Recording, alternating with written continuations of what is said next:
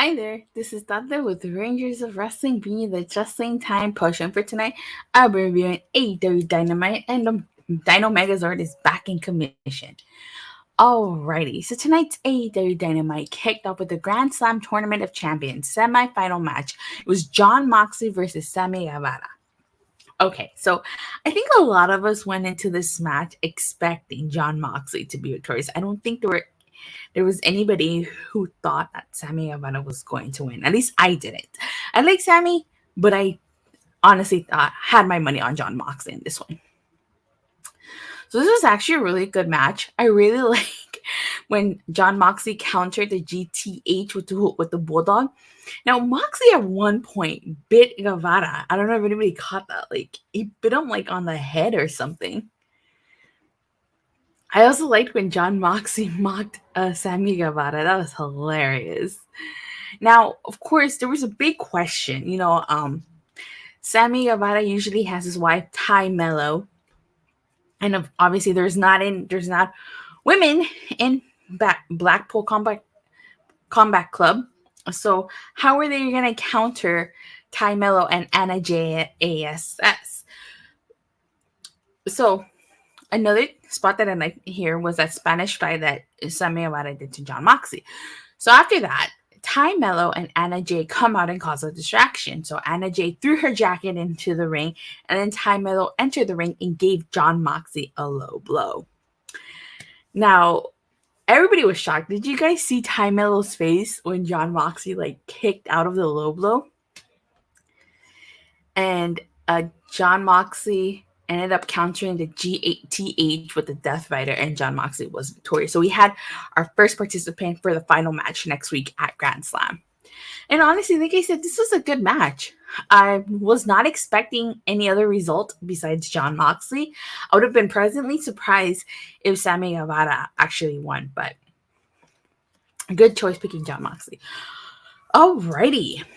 So then we had MJF in the ring. It's just cutting a promo talking about how he's not the same kid that he was in 2020. If you guys remember, he had the whole Save Us MJF or MJF 2020. He even called Jon Moxley Dictator Moxley.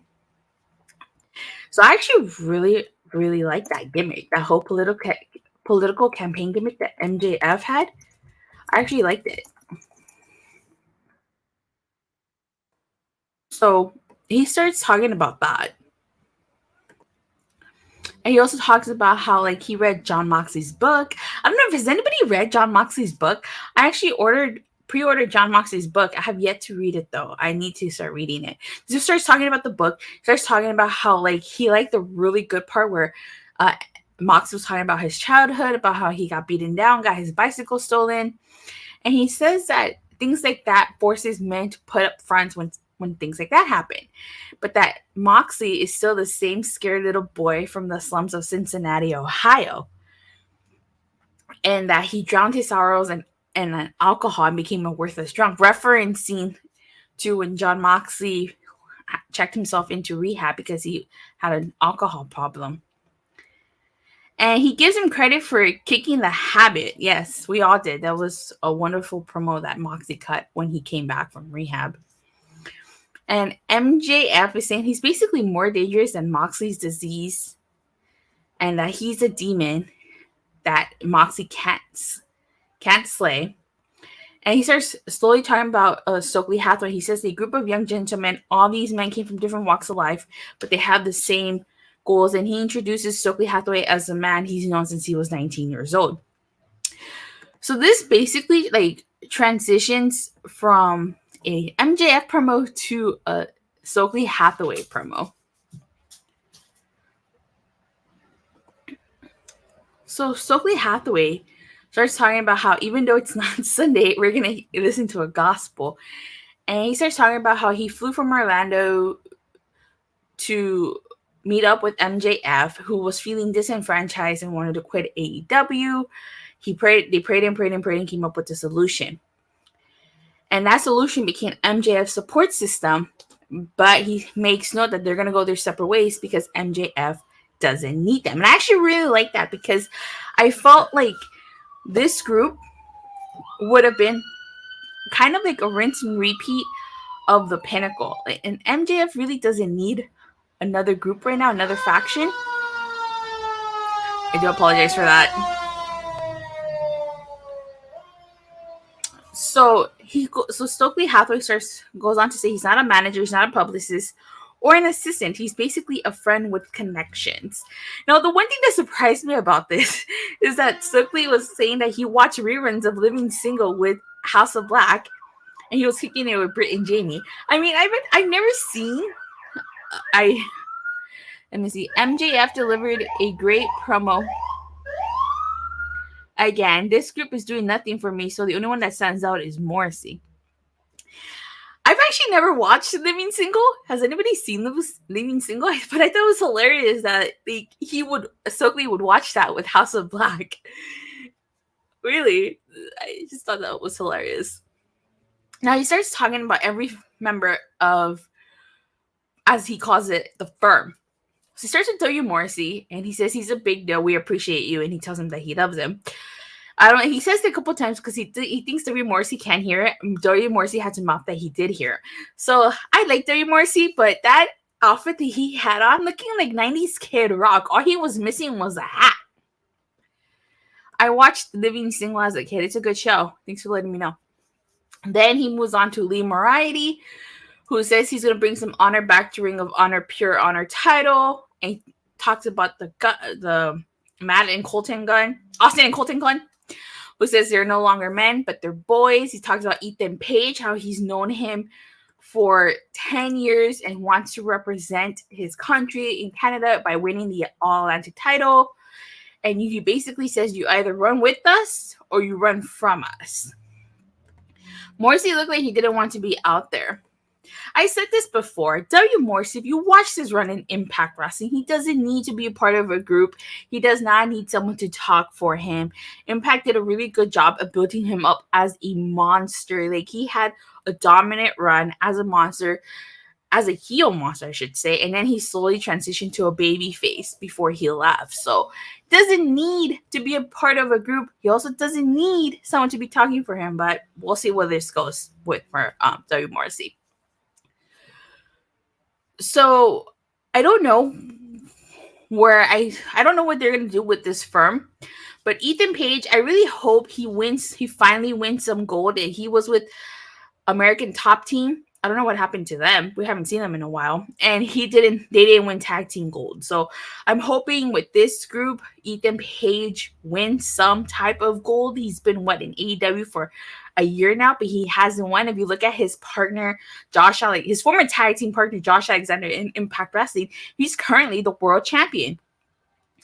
If they sign Enzo, I would be more interested in the group. No, they don't need to sign Enzo. W. Morrissey doesn't need Enzo more anymore. So, like I said, hopefully Ethan Page wins some gold, but we'll see. We will see what they do with this group. But here we are. We have another faction in AEW. What did you guys think of the firm? And your thoughts on that? Let me know in the comments or in the live chat if you're in it. So my one little complaint about this, is that I felt like MJF cut such a good promo, and then it kind of slowly transitioned to this. So it was like two different segments. And I feel like it made the segment drag on a little bit. But that's just me. But I get why they did it, because we wanted people to find out. They wanted people to find out why Stokely and his group helped out MJF, when we got that answer. So firm equals a group of jobbers aside from Morrissey. Yeah, so the explanation was good. I felt like it dragged a little bit, but it's just me. But overall, great segment, good promo. Then we had Jay Lethal versus Jungle Boy. Jay Lethal targeting Jungle Boy's back since he got, slammed through on that table at All Out. So I don't know where we're gonna go do with Jungle Boy, but since Christian Cage is out with an injury, I wonder if Luchasaurus, I wonder if they'll have him feud with like Luchasaurus at some point eventually. But this was a good match. Jungle Boy winning with the snare trap to Lethal. Then we had a quick Matt Hardy promo. He's talking about Darby Allin, and he says that when it comes to doing extreme things, Darby Allin just raises the bar every single time. And I like how Matt Hardy alludes to the fact that he doesn't allude. He says that he was a member of Team Extreme. How can we forget Team Extreme, the Hardy Boys and Nita? And he's challenging Darby Allin to a match on Rampage. It's actually going to be a good match. We saw Darby Allin versus Jeff Hardy. Now we're going to see Darby Allin versus Matt Hardy. Opening match between Guevara and Mox was great. That spot of Guevara setting that lariat from Mox was cool, definitely. So excited to see how good Darby Allin versus Matt Hardy is. And we have Powerhouse Hobbs versus DiMartino. What do I need to say about this? This is a squash match through and through. We don't need to talk about that because it's just a squash match. It was to make Powerhouse Hobbs look good. So at the end is what we need to talk about. So the crowds are chanting, "We want Ricky." And he was basically talking about how now he's time to open up a new chapter in the book of Hobbs, and it starts tonight. Then Ricky Starks comes through the crowd and he attacks Powerhouse Hobbs. I can't wait to see Darby versus Hardy live next week during Rampage. Oh, that's going to be a fun match. Have fun, Michael. Take lots of pictures. Are you going to make a vlog? So then we have the AEW World Tag Team Championship match. Lucha Brothers versus Swerve and Our Glory. So as much as I was rooting for the Lucha Brothers here, I knew they weren't going to win. They weren't going to win. I will be there next week. Nice. But this match did have a cool spot. It was when Phoenix was like on the ring, and Penta used him as a springboard to do the Spanish fly, and then he hit the Canadian Destroyer on Keith Lee, which I thought was a pretty cool spot, if you ask me. But Swerve and Our Glory end up being victorious. That's not a surprise there. They have the match against the Acclaim. I didn't think the Lucha Brothers would win right now. So the Acclaim come out, and Max Caster basically tells Swerve Strickland that the next time he interrupts his rap, he's going to beat his ass. And correct me if I'm wrong, but was it just near that Anthony Bowens called Swerve Strickland and Keith Lee, Drake, and Josh looking asses? So I thought that was hilarious. That spot onto Keith Lee was fantastic. Yes, it was. So then afterwards, we go backstage and we get a segment with Pac, and you see the Lucha Brothers walking away. And Pac starts cutting a promo, and then out of nowhere, Orange Cassidy hits him with an orange punch. And he tells him that he's double champion right now, but not for long. So next year, you're going to get Orange Cassidy versus Pac. So this should be an interesting match, to say the least. I'm actually pretty excited. And also, too, we had a segment with some pizza guy. What was his name? He was like tossing a pizza. And then Ethan Page approached him, super kicked him. And then Danhausen approached Ethan Page. And we're going to have Ethan Page versus Danhausen. So it should be a fun match, I think. We're also going to have Matt Menard and Angelo Parker versus Hook and Bronson, the guy that does Hook's music. All right. So we have the AEW Women's World Champion Toni Storm and Athena versus Serena Deeb and Dr. Britt Baker, D.M.D. And this is, an okay match. Again, we always get one women's match, and it's usually towards the end.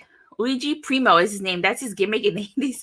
So he makes pizzas? Oh, wow. Okay. That's funny. Luigi Primo. So, of course,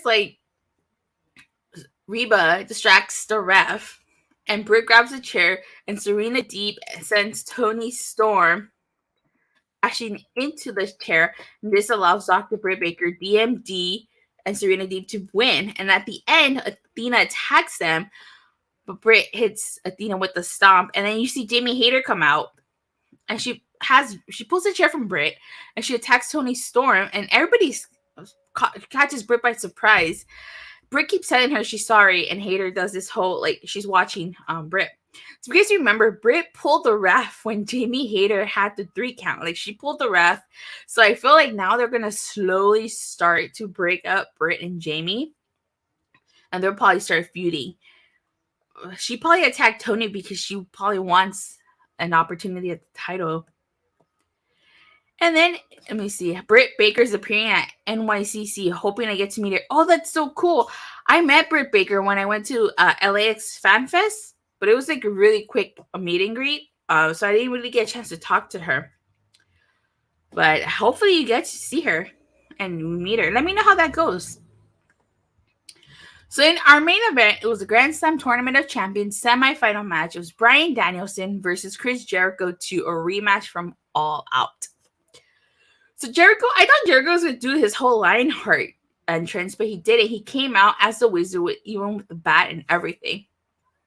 Now, Bryan took it to Jericho at first.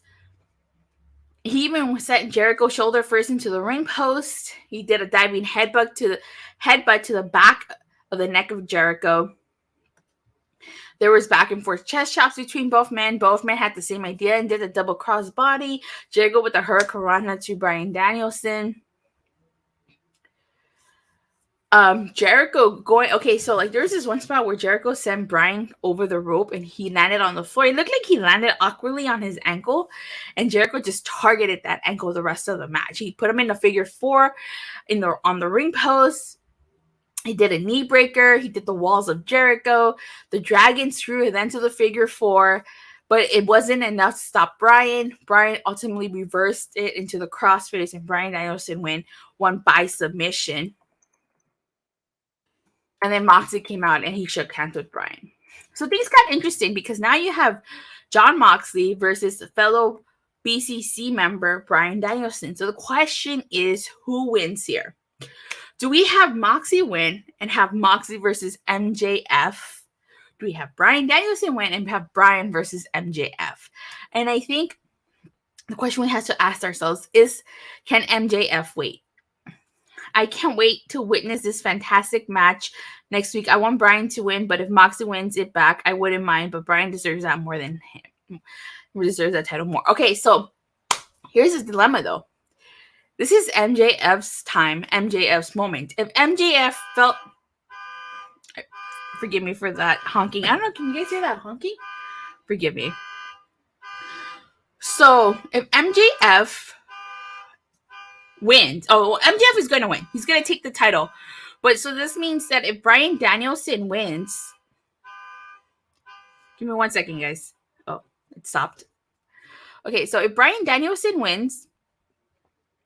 When would MJF take the title off of him? At Full Gear? You have a short title reign. I want Bryan to have a long, not too long either, but a decent title reign. If I honestly thought the person who was going to win this tournament was going to be a transitional champion, because the ultimate goal was to get MJF that title and that belt. So again, who wins? Moxley or Bryan? I think Bryan deserves a run with the title, and I think he deserves a lengthy one. But if you get Bryan and MJF, will MJF lose momentum if he loses to Bryan Danielson? I mean, how many more opportunities would MJF get to become champion? Or they could have MJF come out and win it there at Grand Slam, kind of like how Seth Rollins did the heist of the century. MJF with the heist of the century, maybe. I think that's the question we have to ask ourselves here. I mean, if Moxley wins it, which I could see them going towards, Moxley will be a 3-time AEW champion. And it would be okay for him to lose to MJF because then MJF can get his win back from 2020. So, I don't know. What do you guys think? What do you guys think makes more sense here? You got Bryan Danielson as champion versus MJF, or Jon Moxley versus MJF as champion? I mean, it was announced that January 4th, they're going to go to Seattle, Washington, which is Bryan Danielson's hometown. So would he walk in as champion? Or would he win the title there? What do you guys think? I honestly think, and this is just me, I think, but see, then MJF would get screwed, because then if you have Moxley versus MJF and MJF wins, and then you build to Bryan and him maybe possibly winning the title in his hometown in January, then MJF gets a short reign. So I don't know. I honestly, I'm excited because they can go either way. It really can be. And if, in my opinion, I think Moxley should win. Have him give him a short reign, and then have him drop the title to MJF. I know a lot of people want probably Bryan Danielson to win, but I think Bryan Danielson deserves a decent title run if he wins the title. So that's just me. You can feel free to disagree, but and also too, you guys remember MJF cut like a personal promo on Moxley. This kind of reminds me of last week when Chris Jericho said that he has to beat Bryan to advance, and that kind of spoiled the ending of Hangman and Bryan. So if MJF cutting that personal promo on Moxley, because he didn't cut one on Bryan, he just cut it on Moxley. Does that mean, spoiler alert, and Moxley win next week? Because it seems kind of odd that MJF just came out and cut this whole promo on Moxley, but didn't cut one on Bryan. I mean, we could be in for Swerve and maybe have us think that it's Moxley, but then it's Bryan. I don't know. And I'm actually pretty excited because I honestly cannot figure this out. I don't know what direction they're going to go in, and that makes it exciting. But with that being said, you guys, that concludes this review. And if I were to rank tonight's Dynamite, I honestly would probably actually really like tonight's show. 8 out of 10. I have to agree with you. I think tonight's show was an 8 out of 10. The only reason I would give it an 8 out of 10, again, the squash match did nothing for me. Lucha Brothers versus Swerve in Our Glory, as much as a good match was, I think it was predictable. We knew Swerve in Our Glory would win. So, with that being said, thank you guys all so much for watching and for the continuous support. Please don't forget to like and subscribe. Make sure you hit that bell so you get notified whenever I go live or release a new video. And I will see you guys Friday after AEW Rampage. Bye.